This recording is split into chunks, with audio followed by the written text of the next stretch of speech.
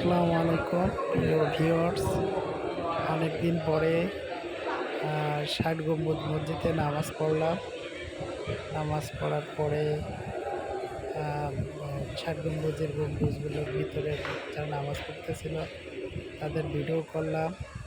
পাশাপাশি গম্বুজগুলোর প্রকৃতিগুলো দেখলাম, কি সৌন্দর্য কারুকার্য দ্বারা নির্মিত। জুম্মার নামাজ পড়ছিলাম। নামাজ পড়ার শেষে আমরা অনেকে একসাথে ভিডিও করছিলাম।